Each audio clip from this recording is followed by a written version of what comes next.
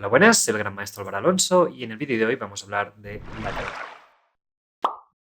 Vamos a intentar dar un poco las 5 claves que más o menos creo que son relevantes para la Caro-Kann. Primero de todo, antes de empezar, voy a hablar qué es para mí la Caro-Kann. Lo tengo en el corazón.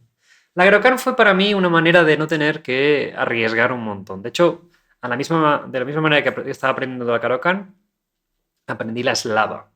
Que yo contra E4 jugaba siciliana Najdorf, al cuello, además variantes que ahora ya no se pueden jugar, súper arriesgado, cada partida estaba encima apurado de tiempo, y era vida o muerte, que no está mal para empezar. En general, por eso se recomiendan aperturas bastante más dinámicas, para que estés acostumbrado al caos, al cálculo, a intentar sacar recursos, ¿no?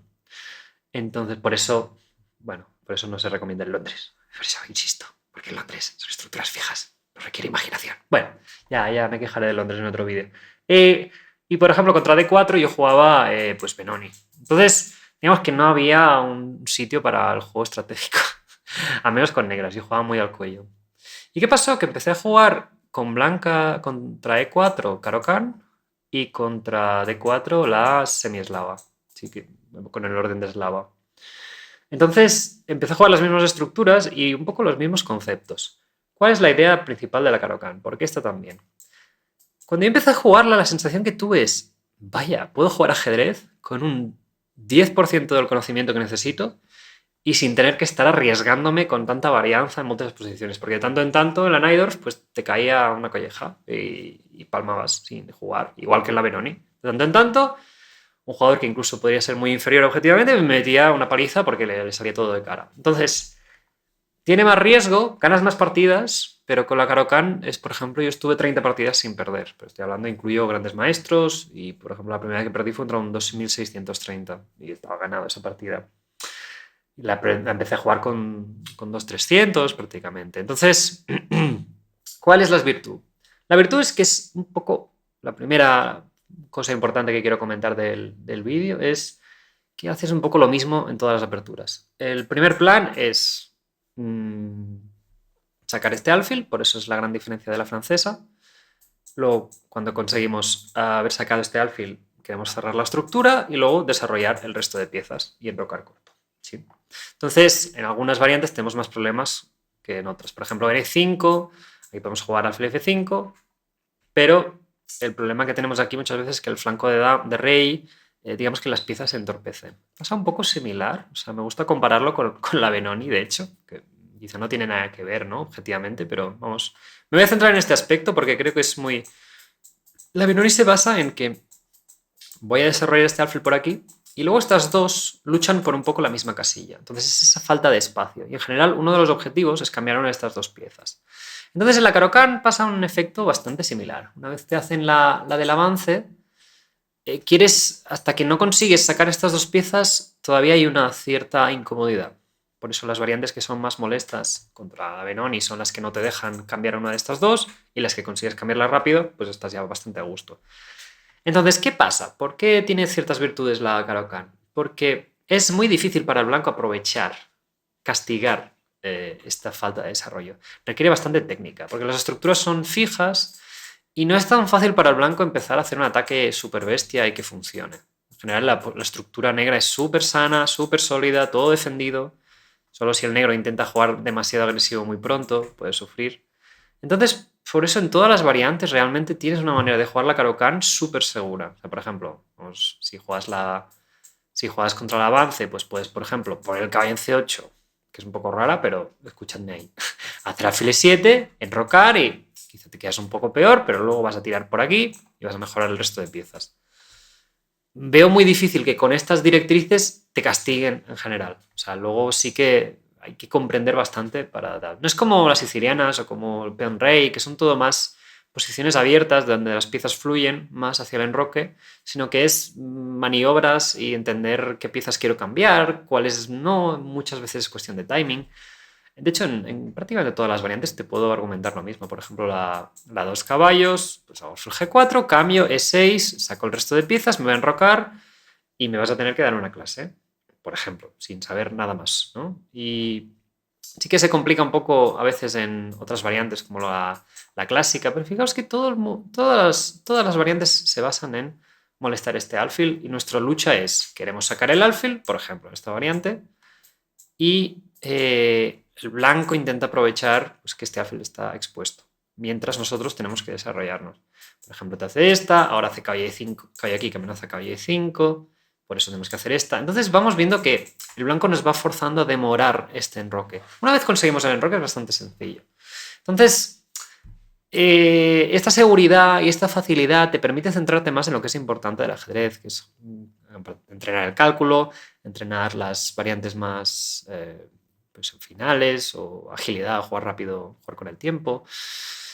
Un poco todos los factores que te van a adaptar. Entonces, por eso la Caro-Kann me gusta porque puedes saberla con un nivel muy básico, más o menos por ideas, y también puedes aprofundizarla. Y bueno, tenemos jugadores de nivel de Firuza, por ejemplo, tenemos bueno, casi todos los de la élite la juegan, tampoco tengo que poner nombres. Antón es especialmente conocido por jugarla siempre para jugar a ganar. Es una apertura también que desequilibra siempre de origen, ¿sí? O sea, en el segundo punto os diría que una de las claves es que tenemos una estructura asimétrica, que eso es muy importante. Entonces, por ejemplo, la francesa es muy combativa, pero hay estructura simétrica. E5 puede ser muy combativa, pero te meten la 4 caballos, si no jugáis E5, y te mueres de asco, ¿sí? Y siciliana sí que es más ambiciosa, pero claro, requiere que ya te conozcas todas las variantes críticas. Ya no puedes escoger, ya es el blanco el que escoge un poco qué variante quieres hacer. En cambio, la Caro-Kann realmente escoges tú. Por eso me parece muy sencilla y muy fácil de estratégica. Entonces no sé si le daría algún problema en este aspecto. Entonces, aquí, por mucho que la posición sea relativamente seca, siempre hay un desequilibrio, hay unos conceptos estratégicos importantes, que ahora hablaremos. Entonces, este puntillo de desequilibrio, creo que lo dije, la primera vez que noté este concepto fue, que creo que lo dijo Vallejo, y Paco Vallejo, y decía eso, que al final es la gracia de la Caro-Kann. Esa pequeña asimetría que, bueno, que al final, si tú conoces más esas posiciones y vas entendiendo más, pues en general es muy beneficioso. En el punto 3 quiero hablar de las estructuras. Estas estructuras son claves en el ajedrez. Por ejemplo, yo una cosa que me gusta mucho es comparar aperturas y decir, esto es lo mismo, ¿no? Por ejemplo, aquí, si juego esta estructura se llama Carlsbad, que es un poco esta idea. Se repite en muchos momentos, por ejemplo, vamos a ver D4, D5, por ejemplo, este tipo de posición, y básicamente son los mismos principios. O el peón de falta por el cambio del peón de C, ¿no? En este caso es un poco mejor para el blanco porque tiene un tiempo de más, y la gran diferencia es que nuestro alfil, ¿no? El alfil de la Caro-Kann sale directamente, no hay ningún problema. De hecho, además el negro tiene que, en general, invertir tiempos en desarrollarse más normal, y nosotros podemos sacar un alfil que muchas veces tiene problemas y el otro alfil controlando la otra gran importante diagonal. Entonces es un poco un duelo de alfiles, y en la Caro-Kann sufrimos un poco más, pero entonces, por ejemplo, en la Caro-Kann es muy habitual que el negro, por ejemplo, que el blanco consiga que, por ejemplo, vamos a ver una posición, este tipo de posición, que el blanco luche para que nosotros no sacamos el alfil y nosotros más adelante, pues por ejemplo, lo saquemos por aquí. ¿Sí? Entonces, aquí, por ejemplo, me hace gracia esta posición, que decís, bueno, que yo jugué hace poco con blancas. Y claro, diríais, esto, Albert, pero tú, un momento, tú no juegas mucho E4, ¿no? Digo, sí, pero esta posición entré desde Londres. Y diréis, ¿cómo? Claro, porque si hace D4, cae F6, F3, D5, esta, y aquí, por ejemplo, C5, que creo que es lo que me jugó, caballo C6, y aquí peón por, alfil G4, caballo D2, y aquí si vamos haciendo un poco lo mismo, acabamos transponiendo exactamente la misma posición. Claro, si nosotros comprobamos la Caro-Kann, cada vez que nos jueguen en Londres, pues podemos jugar este tipo de estructuras. Si nosotros comprendemos la Caro-Kann, pues podemos jugar D4 y buscar este cambio de estructuras. De hecho, por ejemplo, Antonio Ginés, que fue campeón del mundo sub-14, siempre ha jugado Caro-Kann desde pequeño, sin mucho conocimiento de teoría, pero con muy buen conocimiento estratégico. Entonces, con Blanca se dio cuenta que también, pues al final tiene sentido jugar con las mismas estructuras, ¿no? Entonces, ¿veis una cosa que hago yo mucho de jugar con estructuras que domino? Entonces, la Caro-Kann os sirve para muchas aperturas. Me sirve para D4, por ejemplo, si tenemos esta posición, que es una de las claves del ajedrez, porque hay muchísima teoría. Entonces, si por ejemplo nos juegan esta, es como jugar una Caro-Kann con un tiempo de más. Y por ejemplo, lo que estuvo haciendo Dingley en el Mundial, al final no era otra cosa que jugar una Caro-Kann con colores cambiados. Sí, es la gracia un poco de jugar en Londres. Entonces, estas virtudes a nivel de estratégico creo que son las más relevantes. Luego, por ejemplo, tenemos otros conceptos como el ataque de minorías, que también se repiten. Por ejemplo, vamos a hacer una variante del cambio, vamos a desarrollar, el blanco desarrolla los alfiles, está el alfil G4, bueno, esto es teoría, vamos a ver, bueno, esto es una variante de las más principales, el blanco resulta no puede comer en B7, vale. Entonces, esta primera parte, hemos conseguido sacar el alfil, hemos cambiado de piezas, vamos a asumir que este peón no se puede comer, ya os digo, no es para mencionar teoría, es simplemente para que entendáis la idea. Entonces, nuestro siguiente plan será evitar que el blanco domine esta casilla, o al menos reaccionar ante ella, quizá cambiar este alfil porque ya aquí no hace mucho, y luego la gran clave es el ataque de minorías. ¿Sí? Que el ataque de minorías es más conocido con blancas, porque tenemos más espacio y más dominación, pero con negras viene a ser lo mismo. Y yo he ganado muchísimas posiciones de estas, simplemente porque mi plan es muy sencillo y el blanco un poco se le acaba la energía, ¿no?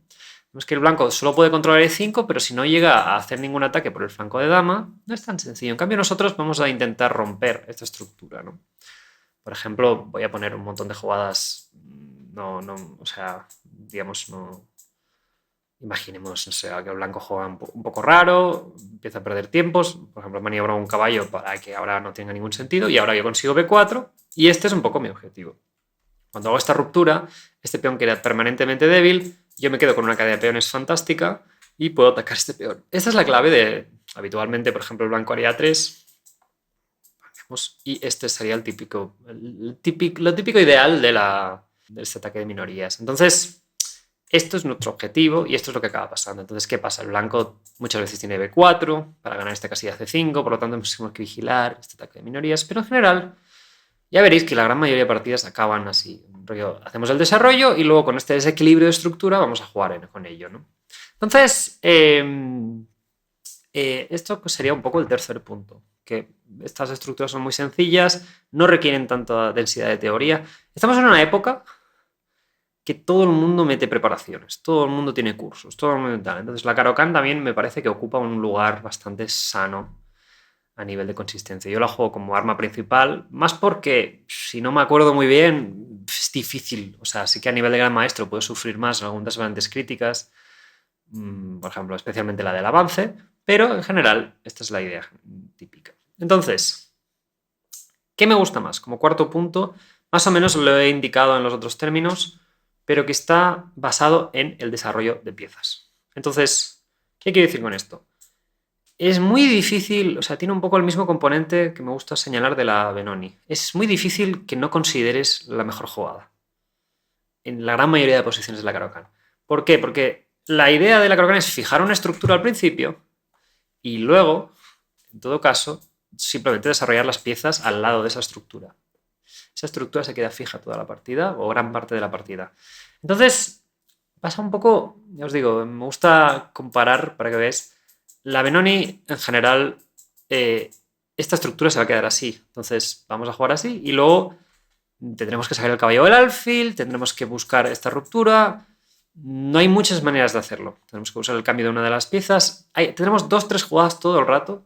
Y creo que el efecto que ocurre en la Caro-Kann también es beneficioso. Entonces, por ejemplo, aquí, en esta posición, queremos sacar el alfil y queremos desarrollar estos caballos. Entonces, por ejemplo, aquí, pues no sé, desarrollaremos este caballo primero y aquí el alfil no lo podemos desarrollar en ninguna casilla. El blanco hace esta jugada, entonces desarrollamos el alfil porque no hay otra casilla. ¿Sí? De hecho, incluso yo la he jugado así directamente. Tiene algunas virtudes y todo eso.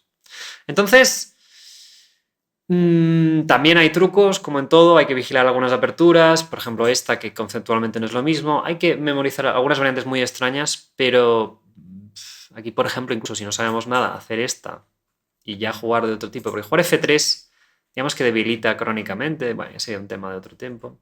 Y por ejemplo, se puede jugar E6 y luego la idea es clavar este caballo que va a salir y luego en un futuro hacer algo así. Yo, por ejemplo, jugué así contra... Me acuerdo, precisamente esa partida que perdí contra Bauer, jugué así por concepto, porque no me acordaba de la línea que había preparado principal y me quedé ganado. Entonces, es muy difícil que haya una variante que en especial moleste, ¿no? Cada vez el blanco es más creativo, sí, pero en este sentido, si tú quieres minimizar lo que tienes que aprender, con la Caro-Kann es la más fácil que puedes conseguirlo, yo creo. Aparte quizá de 5, porque las simetrías son más sencillas. Pero bueno, en fin, que esto sería una discusión filosófica que tampoco creo que sea necesario. Entonces, vamos al último paso, que vendría a ser el quinta clave, que es cómo estudiarla, cómo empezamos con la Caro-Kann, ¿no? Entonces, yo he hecho un par de cursos, uno en castellano en Chess School y otro en inglés ahora que ha salido por Chessbase. Y claro, a ver, el Chess School es más, creo que es más un nivel más aceptable, digamos, más asequible.